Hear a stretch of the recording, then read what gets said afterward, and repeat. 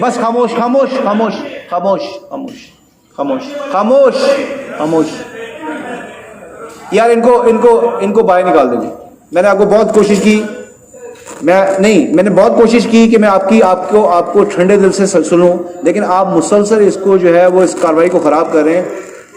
Thank you sir, thank you. Indirectly please, ये electricity code है, मेरी आपसे रिक्वेस्ट है कि कोड में कोई तालियां नहीं बजाता, ना ये कोई पॉलिटिकल जलसा है, ना ये कोई मुशायरा है। मैं जवाब दे दूं? नहीं, एक minute. NEPRA has to be neutral, number 1। Sir अब मैं न्यूट्रल तभी तो सवाल कर रहा हूँ, लेकिन ना एक बात सुने, कराची के कंज्यूमर्स का कस्टोडियन हम हैं, हम उनकी तकलीफ को समझते हैं, इसीलिए हम यहाँ आए हैं। हम कुछ ऐसा भी ना कर दें कि आप तो ये कहें कम्युनिटी, मेरी बात सुन लें, कि हम बिल्कुल गियर्ड है और हम इनकी एक्सक्लूसिविटी खत्म कर दें और बाद में कराची के लोग इनसे भी जाएं और नए आने वाले भी ना आए। तो मैं सिर्फ आपका सिर्फ एक पल्स चेक कर रहा हूं कि क्या मोटिवेशन लेवल क्या है आपका। आप मुझे बोलने दें, मेहरबानी होगी। बात ये है, ये तो हो सकता है आपको ये भी कहे एक्सप्लोड खत्म करोगे तो हम चले जाएंगे, फिर और आ जाएंगे। देखो बात ये है, इट्स एन यूटिलिटी सर्विस, यहाँ 2.25 करोड़ की आबादी है। सर मैं एट आउटसेट में ये बिल्कुल कहना चाहूँगा कि ये समझना कि सर खुदा खास्ता हम किसी ऐसे कॉम्पिटिशन जिससे कि आवाम का फायदा होगा उसके खिलाफ है, पोजीशन जरूर है, मगर मैं समझता हूँ कि अगर कोई ऐसा कॉम्पिटिशन जिससे कि इलेक्ट्रिक और जो भी नया एंट्रेंस हो उसको लेवल प्लेइंग फील्ड मिलेगी और उसके बाद तो फायदा होगा, उसके रास्ते की दीवार बिल्कुल नहीं बनेंगी और उसको इसी स्पीड से देखेंगे। माइक को करीब कर देते हैं। हेलो, तो इस सिलसिले में से मैं ज़्यादा टाइम नहीं लूँगा, मैं वेरी क्विकली थोड़ा सा लीगल पॉइंट और उसके बाद आगे से मैं रिक्वेस्ट करूँगा कि वो जो प्रेजेंटेशन है उसको जल्दी से कंप्लीट करें ताकि हम लोगों के जो भी आपके सवाल हैं उनको हम अगर जवाब दूँगे या उनको बोल रहे हैं तो उनके मामले में। Thank you very much. पढ़ना चाहूँगा आपकी इजाज़त से।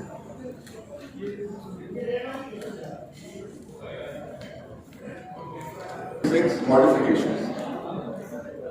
If the authority is of the opinion that it is in the public interest, it may, with the consent of the licensee, amend or vary the conditions of any license issue or registration granted under this Act, and in the absence of licensee's consent, the authority shall work. Sir, मेरी understanding में इस provision का ये मतलब है कि अगर authority को ये लगता है पब्लिक इंटरेस्ट के अंदर चाहिए और अगर लाइसेंसी कंसेंट करता है उस मॉडिफिकेशन पर, तो वो मॉडिफिकेशन हो जानी चाहिए। अगर वो कंसेंट नहीं करता तो फिर अथॉरिटी एक पब्लिक हियरिंग होल्ड करे और ये डिटर्मिन करे कि क्या वो जो मॉडिफिकेशन लाना चाह रहा है क्या वो पब्लिक इंटरेस्ट में है कि नहीं। आज की जो हियरिंग है, एज पर माय अंडरस्टैंडिंग, वो इस वजह से हो रही है because the licensee has not consented to the modification which has been proposed by the authority. Override modification ये है कि जो आर्टिकल 7 डिस्ट्रीब्यूशन लाइसेंस का है कि इलेक्ट्रिक का, आज जो आर्टिकल 7 चल रहा है 2023 तक जिसको चलना था, उसके अंदर एक लफ्ज है कि इलेक्ट्रिक के पास एक्सक्लूसिव राइट होगा for 2 things. The first thing is the exclusive right to make sales of electric power. अगर इसमें कोई गलती है तो बता दें आप। सर मेरी गुजारिश सिर्फ ये है कि जो फैक्ट फाइंडिंग इंक्वायरी आप कर रहे हैं और बेशक नेक्रा की अथॉरिटी है कि वो करे, मैं इस पॉइंट को इतना ड्रैग नहीं कर रहा हूँ। The only thing I am pointing out is कि दैट फैक्ट फाइंडिंग इंक्वायरी अगर वो ये शो करती है कि ये पब्लिक इंटरेस्ट में है तो फिर एक अमेंडमेंट हो सकती है। इन सारे लोगों को सुना नहीं गया, आपको इनकी बातों से क्या ये लग नहीं रहा कि ये पब्लिक इंटरेस्ट में है? वो ये क्या कहना चाह रहे हैं ये लोग? सर इसमें काफी लोगों ने आके सपोर्ट किया है आपकी प्रपोज मॉडिफिकेशन को, काफियों ने उनकी सपोर्ट एक मिनट प्लीज, मुझे आप बात करने लगी प्लीज, मुझे बात करने। उनके आर्गुमेंट जिन्होंने आपके फेवर में दिए, क्या मैंने उनको रोका? हमने उनको भरपूर अंदाज में सुना, सर ऑफ कोर्स आप भी दूसरों को भी सुने, और ये ना करें यहाँ पे कि इसको किसी जो टिपिकल एक हमारे कानून में जो हो रहा है इसको इस प्रोसेस को चलने दें। आपकी जो आर्गुमेंट्स है ना अपने व्यू पॉइंट नोट कर दें। मेरी बात सुनो, let's not again put your words in my mouth. मैं जो कह रहा हूँ आप समझने की कोशिश करें। हम नेपरा अथॉरिटी के पास ये पावर है जो हेयरिंग है इसको पब्लिक हेयरिंग को कंडक्ट करें। दूसरा, सुप्रीम कोर्ट ऑफ पाकिस्तान ने हमें ये ऑर्डर दिया है, उनके 1 सितंबर के ऑर्डर में ये इन राइटिंग है, ठीक है। अब अगर आपको आज इस हेयरिंग के कंडक्ट करने के मेरिट पे बात करनी है वो नहीं होगी यहाँ पे। आप ये बात जरूर कीजिए कि आपकी क्या है। मेरा ख्याल है कि आप फ्लोर जो है वो आमिर को देते हैं सर। मैं अगर आपके जो भी पॉइंट्स है ना कई के कि आप समझते हैं आपकी एक्सक्लूसिविटी खत्म नहीं होनी चाहिए, उस पर आप आर्गुमेंट्स करें। उसके बाद हम बाकी लोगों को मौका दें कि वो अपना पॉइंट ऑफ व्यू पेश करें। बस ये सिंपल सा मैं पब्लिक इंटरेस्ट की बात लीगल पॉइंट है which is the most crucial legal point. जो नेपरा का नोटिस है फॉर मॉडिफिकेशन की LPM उसके अंदर एक पॉइंट रेज किया गया है कि क्योंकि नेपरा एक्ट के अंदर 2018 के अंदर अमेंडमेंट्स आ गई हैं, therefore to bring the licence in consonance with those amendments हम ये मॉडिफाई करना चाहते हैं। That is one of the major reasons. आपने जो नोटिस दिया है उसमें एक बहुत बड़ा रीजन है कि उन अमेंडमेंट्स को हम इन्फोर्स करने के लिए ये मॉडिफिकेशन प्रपोज कर रहे हैं। सर उस पर मैं सिर्फ 2 चीजें प्रेजेंट करूंगा। पहली चीज ये है कि एक कानून अगर आता है और उस कानून के अंदर ये स्पेसिफिकली लिखा हुआ हो कि इस कानून का रिट्रोस्पेक्टिव इफेक्ट होगा तो उन अमेंडमेंट्स को रिट्रोस्पेक्टिव इफेक्ट दिया जा सकता है। अगर उस कानून के अंदर ये स्पेसिफिकली नहीं लिखा हुआ कि उसको रिट्रोस्पेक्टिव इफेक्ट होगा तो उसको रिट्रोस्पेक्टिव इफेक्ट नहीं दिया जा सकता। ठीक है, पॉइंट आ गया। अभी मुझे बताइए, अगर हम आज के दिन से आपकी एक्सक्लूसिविटी खत्म करते हैं, आप इसको रिट्रोस्पेक्टिव कहेंगे या प्रोस्पेक्टिव कहेंगे? सर मेरी हम्बल गुजारिश आपके सामने application for the simple reason कि जो लाइसेंस है वो पुराने लॉ के अंदर ग्रांट किया गया था टिल द ईयर 2023। अगर आज आप उसको अप्लाई करेंगे इनके उस लाइसेंस पर जो पहले से ग्रांट हुआ है तो this will amount to with my humble submission it will amount to retrospective. ठीक है, ये अगर पॉइंट ऑफ व्यू है सर। अगर आप अथॉरिटी का इससे एग्री होना जरूरी नहीं कि आपका पॉइंट ऑफ व्यू है। सर आप you are the judicial authority, quasi judicial authority है, आपको ये डिटर्मिनेशन देनी है। सर इस पे मैं सुप्रीम कोर्ट ऑफ पाकिस्तान की 2 जजमेंट्स आपके सामने साइटेशन पेश कर देता हूं और उन जजमेंट्स की आपको कॉपी प्रोवाइड कर देंगे। मैं कैबिनेट की लीडर से एक रिक्वेस्ट करूंगा जो पॉइंट चेयरमैन साहब कहना चाह रहे हैं। एक ऑर्डर ऑनरेबल सुप्रीम कोर्ट ने दिया है जी, ठीक है। जो ऑर्डर दिया गया है उन्होंने पूरी ये पॉइंट जो आप कह रहे हैं article 7 of the distribution licence, ये सारी चीज़ें एक्सक्लूसिविटी रिट्रोस्पेक्टिव जो आपको 2018 में आप 7 क्लास की बात करें तो इन सारी चीज़ों को देखने के बाद सुप्रीम कोर्ट ने एक डायरेक्शन दी। आप उस पर कमेंट करें कि हाउ कम कि now we are in position आप असिस्ट करें जी कि जी हम इस पर किस तरह further after decision by the Supreme Court of this party. जी सर मैं इसमें सिर्फ ये गुजारिश करूंगा कि सुप्रीम कोर्ट ने अभी इस पर फुल फ्लैश हियरिंग नहीं की थी कि आर्टिकल 7 का क्या इंपोर्ट है या नेपरा एक्ट की अमेंडमेंट्स का क्या इंपोर्ट है।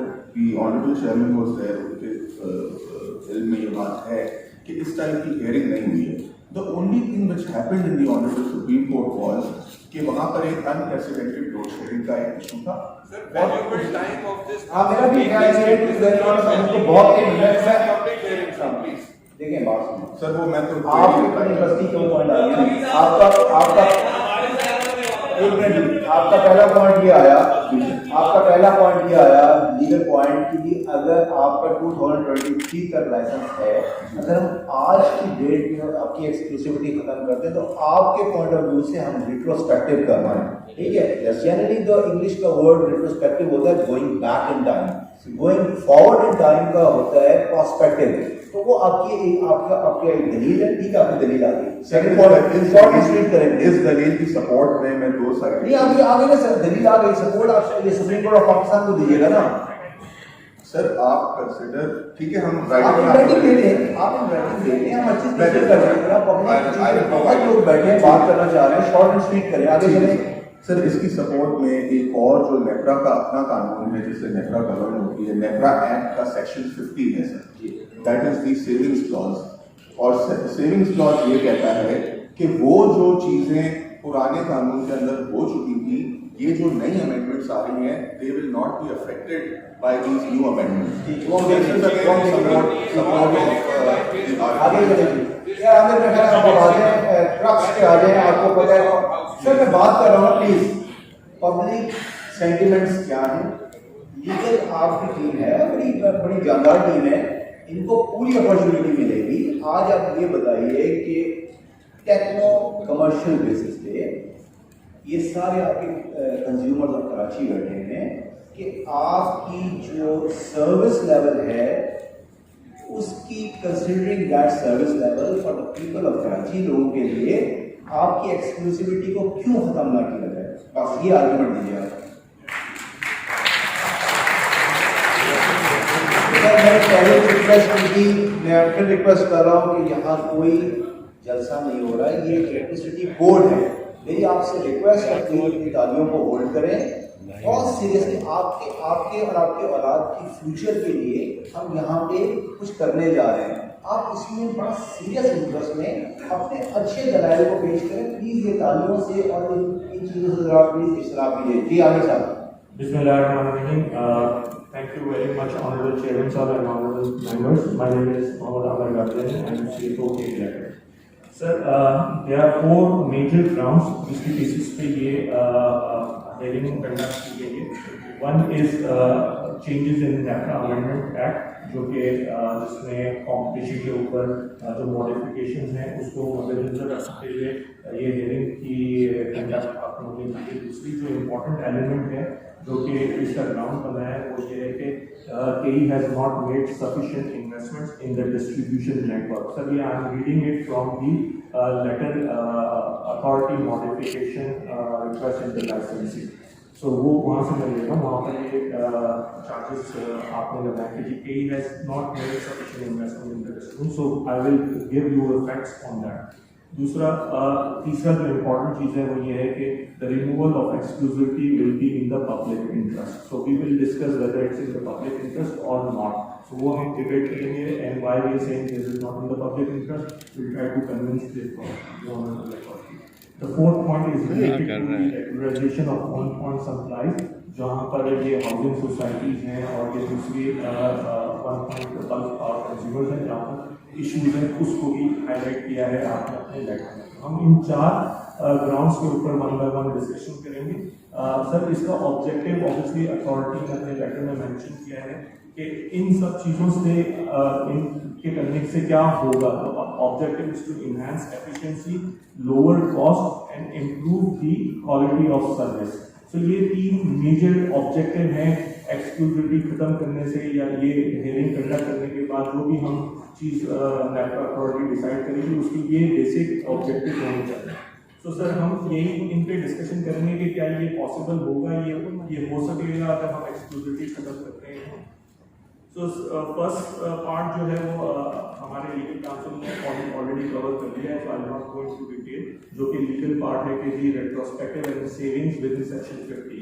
सो अमेंडमेंट एक्ट के अंदर जो भी चेंजेस हैं वो that has been taken care of. ये कह रहे हैं कि जी because we have been given right under distribution licence till 2023 और सेविंग क्लॉज नेफ्रा एक्ट का है, तो ये दैट तो पॉइंट आगे चलेंगे। सर जो दूसरा इम्पोर्टेंट पॉइंट है is basically expanded or upgraded its distribution network or sufficient investments are made. तो सर उसमें मैं फैक्ट्स पे बात करूंगा और फैक्ट्स कौन की इंडस्ट्री एग्जेप्टेड है, वो कह रहे हैं कि इंडस्ट्री की लोड शेडिंग है। खैर मैं इंडस्ट्री को नहीं छेड़ता, मुझे आपसे इस सवाल का जवाब दें, अगर हाई लॉस एरिया में आपको मानने को हाई लॉस एरिया है, रिकवरी नहीं कर पाता, मैं जा नहीं पाता, तो फिर तो आप कहेंगे ठीक है जब उसको पकड़। बिल्कुल साहब आपकी बात बिल्कुल ठीक है। हमारा जो हमने जो ओपनिंग स्टेटमेंट दी थी उसमें बिल्कुल मैंने ये कहा था कि अगर आप एक्सक्लूसिविटी ऐसे खत्म करते हैं कि जो obligation to supply of electric है तो आज एक्सक्लूसिविटी के साथ इंटेंगल है। अगर आप एक्सक्लूसिविटी ऐसे ख़त्म करते हैं कि ऑब्लिगेशन टू सप्लाई ख़त्म हो जाती है, या जो नया एंट्रेंट होता है it is also compelled to supply to those areas also. Let me tell you, I am on record, the only thing which unfortunately we are fearing right now is कि ऐसा ना हो, जो आमिर का पॉइंट है कि कोई ऐसा एक्सक्लूसिविटी खत्म हो जिससे कि जो अच्छे कस्टमर्स हैं या जहाँ से कि हम फाइनेंस करते हैं लो लॉस एरिया से हाई लॉस एरियाज को, और जहाँ से हम उस रेवेन्यू से या उस प्रॉफिट से इनेबल करते हैं कंपनी को to invest in the system and ensure कि वो high loss areas low loss areas में कन्वर्ट हो, वो कैपेबिलिटी ऑफ द कंपनी को इम्पेयर ना करने। ठीक है, आप बोल सकते पॉइंट आ गया। और एक चीज सर, एक क्योंकि इंडस्ट्री भी का है और मेंबर साहब ने भी कहा है सर, लोड शेडिंग सिर्फ जो है ना उस पीरियड में हो रही थी जिस पीरियड में डिमांड इतनी ज़्यादा जा रही थी कि हम उन हाई लॉस एरिया या लो लॉस एरिया को लोड शेड करने के बाद भी गया था। और ये इस पे मैं बहुत क्लियरली से बताना चाहता हूँ सर कि जब हम इंडस्ट्री को लोड शेड करते हैं तो it is actually shooting in the foot, और हम जब उसको लोड शेड करते हैं तो हम इसलिए करते हैं कि हम रेजिडेंशियल एरिया में वो लोड शेड नहीं करना चाहते। Commercially it makes no sense, but वहाँ पे हमारा एक सोशल एलिमेंट आता है कि क्योंकि हम हाई लॉस एरिया में भी एक सर्टेन घंटों से ज़्यादा लोड शेड नहीं कर सकते, और जब वो घंटे एक्सीड हो रहे होते हैं फिर हम इंडस्ट्री को लोड शेड करते हैं। ये जहाँ से रिकवरी है सर वहाँ पे लोड शेड करना तो किसी तरह भी ठीक है, आपको पॉइंट आ गया। मुझे ये बताइए कि आपने पिछले 15 साल में क्या स्टेप्स लिए हैं अपने हाई लॉस एरियाज और मीडियम लॉस एरियाज को जीरो लॉस एरिया में कन्वर्ट करने के लिए, और अगर आपने जो लिए हैं यकीनन कुछ ना कुछ आपसे मिस हुआ है कि अभी भी आपके डेफिनेशन में ये लोग मौजूद हैं। अभी आप मुझे परसेंटेज भी बताइए कि कितने आपके वो हैं high loss, super high loss, medium super high loss, high loss. और दूसरा ये कि अब अगले 3 साल में अगर हम आपकी एक्सक्लूसिविटी मेंटेन रखते हैं तो क्या ऐसे आपके जहन में गेम प्लान है, क्या आप वो ख़त्म कर देंगे और जीरो पे ले आएंगे? जब साहब मैं इसमें सिर्फ ये गुजारिश करूँगा कि बिल्कुल आप जो चीज़ देखने वाली है, एक तो वो है कि आपको जो आप हिस्ट्री की एबिलिटी देखते हैं, आई एम श्योर नेता के पास होगी, तो 2005 में सबसे पहले 4 साल के बाद